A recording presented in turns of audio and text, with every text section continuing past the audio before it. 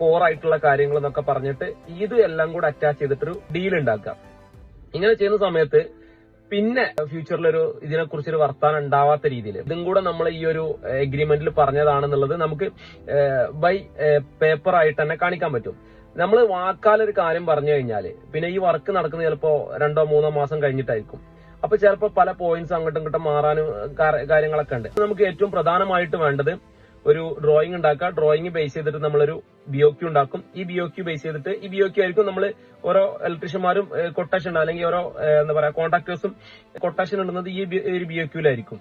ഈ BOQ plus നമ്മളൊരു MOU കൂടെ ഉണ്ടാക്കും. ഒരു എഗ്രിമെന്റ് എന്നുള്ള നിലക്ക് ഈ ഒരു എഗ്രിമെന്റും കൂടെ പറഞ്ഞു കഴിഞ്ഞാൽ പിന്നെ ഭാവിയിൽ നമ്മളൊരു ഇയാൾ ഈ ഒരു കാര്യം പറഞ്ഞില്ല എന്ന് പറഞ്ഞിട്ടൊരു പ്രശ്നം ഉണ്ടാവില്ല. കാരണം ഇത് രണ്ടും കൂടെ വെച്ച് നോക്കിയാൽ മതി. ഡ്രോയിങ് പ്ലസ് നമ്മളെ MOU എന്താണോ പറഞ്ഞിട്ടുള്ളത് ആ കാര്യങ്ങൾ മാത്രം ഇലക്ട്രീഷ്യൻ ചെയ്താൽ മതി. ആ സർവീസ് മാത്രമേ ക്ലയന്റിന് കിട്ടുള്ളൂ.